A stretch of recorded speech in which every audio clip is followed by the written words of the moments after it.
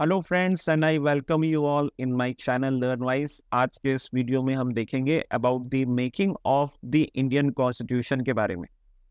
मेरा जो पिछले जो 9 वीडियोस आए हैं इस सीरीज में, उसमें मैंने आपके साथ डिस्कशन किया है about the historical background of Indian constitution, जिसमें हमने देखा कि किस तरीके से जो इंडियन कॉन्स्टिट्यूशन है वो इंस्पायर हुआ from the different kind of acts which came during the British rule in India.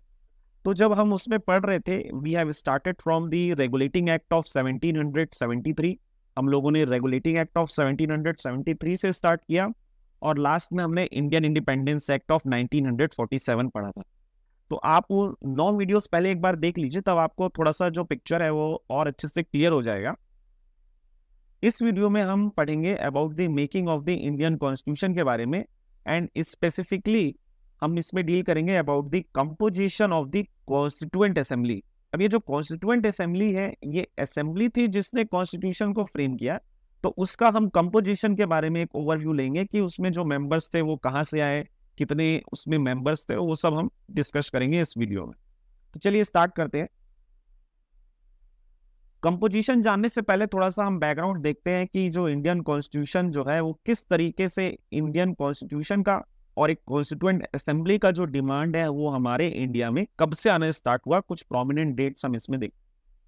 तो सबसे पहले 1934 में, आप देखिए 1934 में सबसे पहले जो डिमांड हुआ वो एम एन रॉय, एक कम्युनिस्ट लीडर थे, इन्होंने किया। इन्होंने बोला कि जो कॉन्स्टिट्यूशन ऑफ इंडिया है वो एक कॉन्स्टिट्यूएंट असेंबली के द्वारा फ्रेम किया जाना चाहिए। ठीक है, तो ये जो आइडिया था कॉन्स्टिट्यूएंट असेंबली का, वो ऑफिशियली बोला जाए या सबसे ज्यादा जिसको लोग जानते हैं वो सबसे पहले 1934 में आए।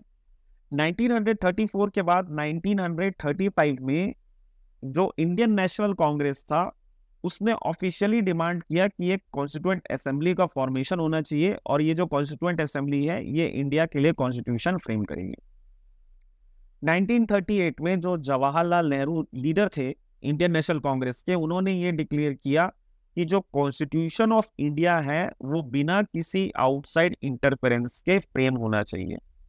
अब आउटसाइड इंटरफेरेंस नहीं होना चाहिए, तभी जो हमारा कॉन्स्टिट्यूशन जो होगा वो एक सॉवरेन कॉन्स्टिट्यूशन होगा।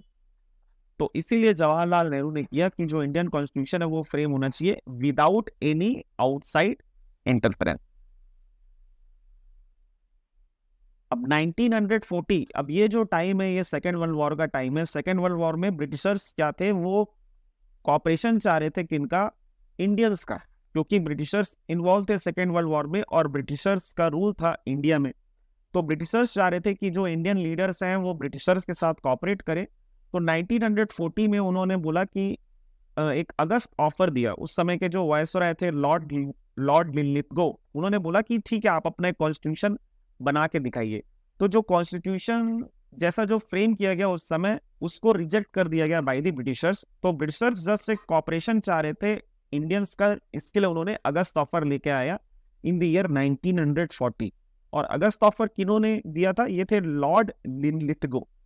अब उसके बाद 1942 में सर स्टैफर्ड क्रिप्स, ये एक मेंबर थे ब्रिटिश कैबिनेट के, ये इंडिया आते हैं और ये बोलते हैं कि एक कॉन्स्टिट्यूएंट असेंबली बनाया जाएगा to frame the Indian constitution after the second world war. मतलब कि सेकेंड वर्ल्ड वॉर के बाद, सेकेंड वर्ल्ड वॉर जब खत्म हो जाएगा तो इंडिया के लिए, इंडिया के गवर्नेंस के लिए एक कॉन्स्टिट्यूशन बनाने के लिए कॉन्स्टिट्यूएंट असेंबली बनाया जाएगा।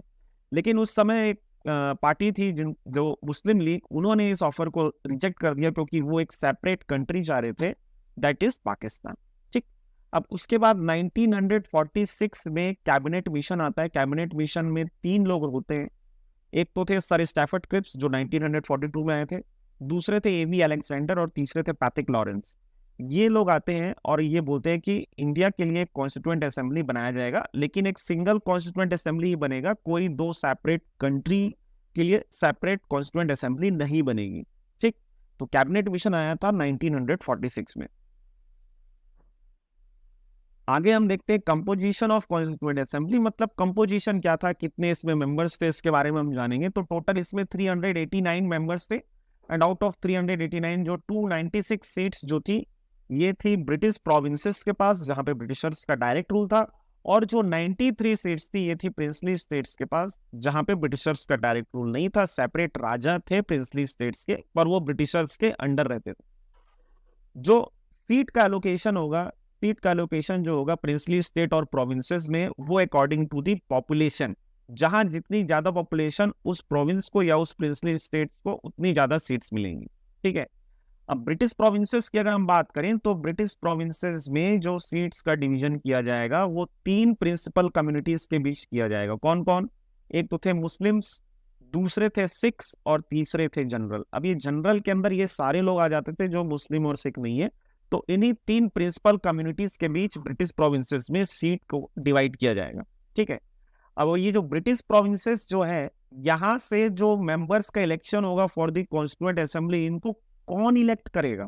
इनको इलेक्ट करेंगे members of the provincial legislative assembly. मतलब जो प्रोविंशियल लेजिस्लेटिव हर प्रोविंसेस में हैं, उनके जो मेंबर्स हैं वो इलेक्ट करेंगे किनको? Members of the constituent assembly को।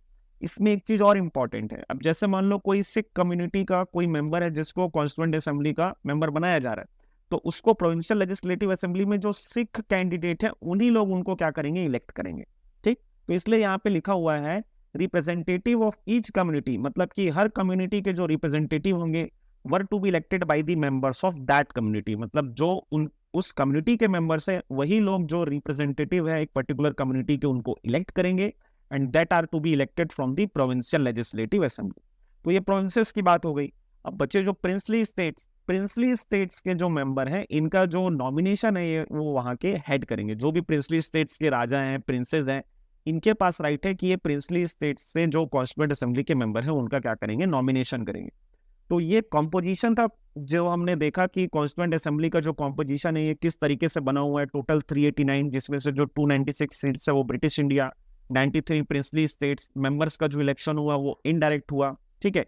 ये सारी चीजें हमने देखी। थोड़ा सा हमने बैकग्राउंड देखा कि 1934 में सबसे पहले एमएन रॉय जो थे, इन्होंने डिमांड किया था कि एक कॉन्स्टिट्यूएंट असेंबली बनना चाहिए।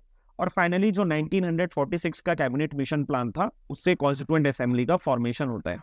तो इस वीडियो के लिए इतना ही था फ्रेंड्स। अगर आपको वीडियो पसंद आया तो लाइक करिए, और ऐसे कंटेंट देखना चाहते हैं, पढ़ना चाहते हैं तो मेरे चैनल को सब्सक्राइब करिए। Thank you very much for watching and have an awesome day.